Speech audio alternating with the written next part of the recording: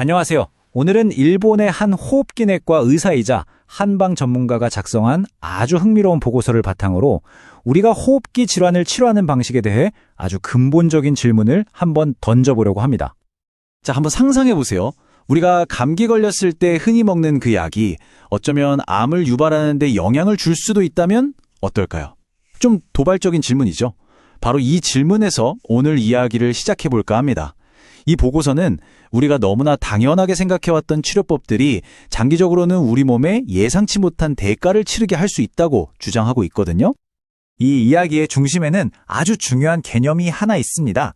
바로 생물학적 자산이라는 건데요.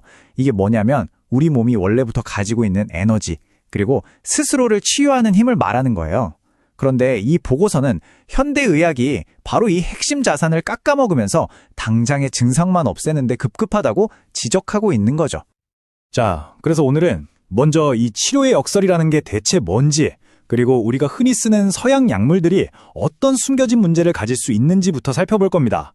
그리고 나서 그 대안으로 제시되는 한방의 놀라운 재생 능력과 FCST라는 치료법을 통한 균형 회복까지 차근차근 알아보겠습니다. 네, 첫 번째 주제입니다. 치료의 역설.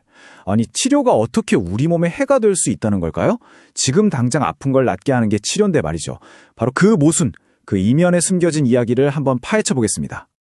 이 보고서가 특히 주목하는 4가지 치료법이 있습니다.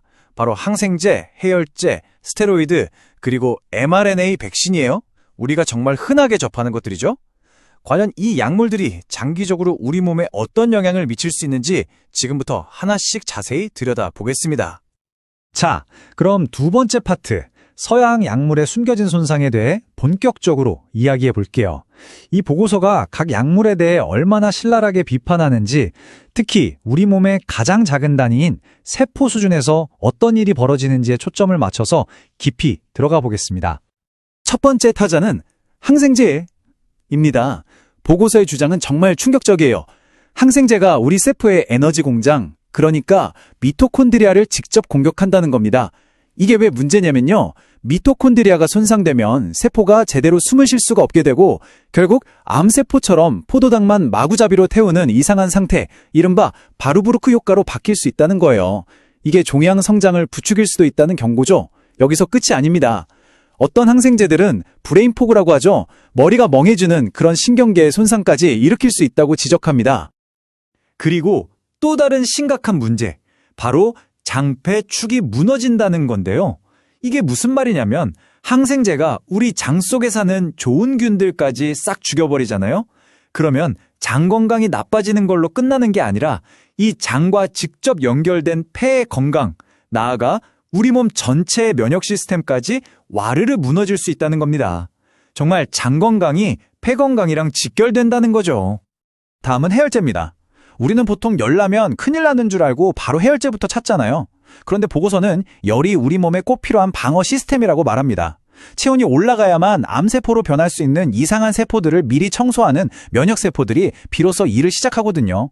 근데 해열제를 먹으면 이 중요한 과정이 딱 멈춰버리는 거예요. 결과적으로 면역력은 약해지고 감염은 더 오래 갈 수 있다는 거죠. 좀 아이러니하죠.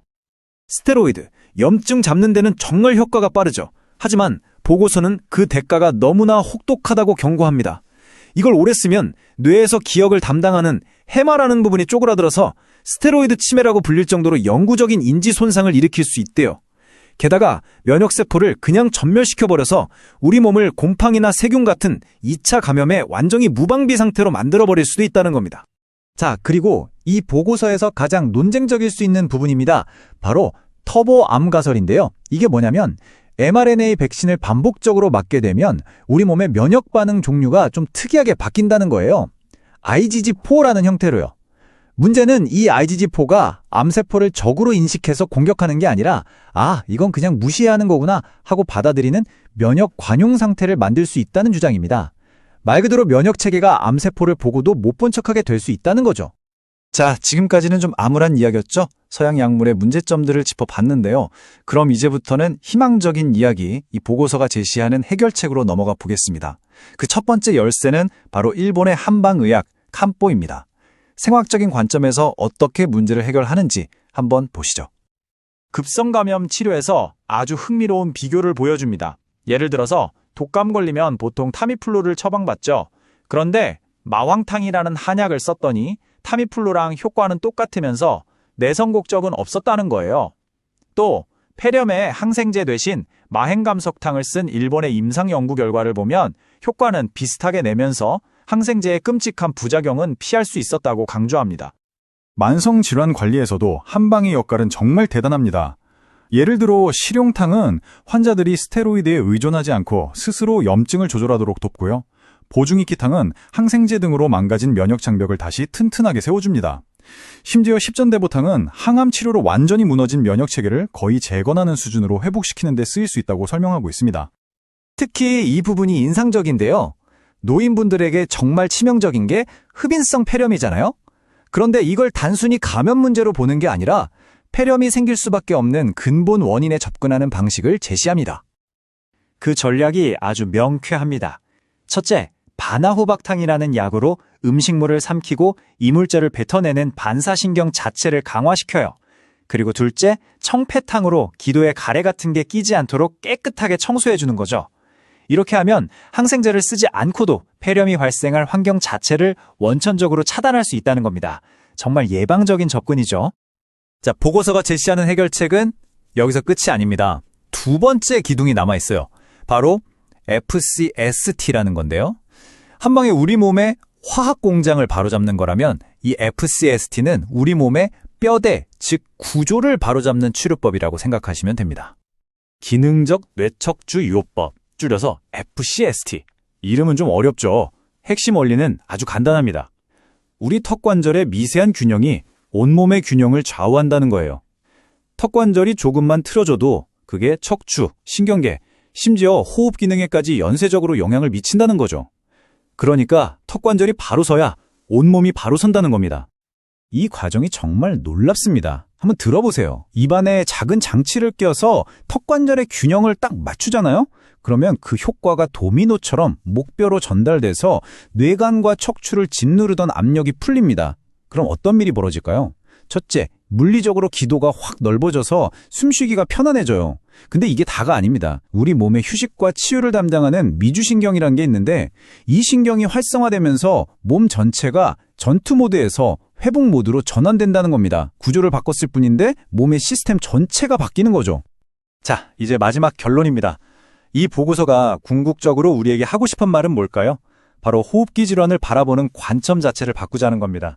새로운 선택지가 있다는 걸 강력하게 이야기하고 있는 거죠.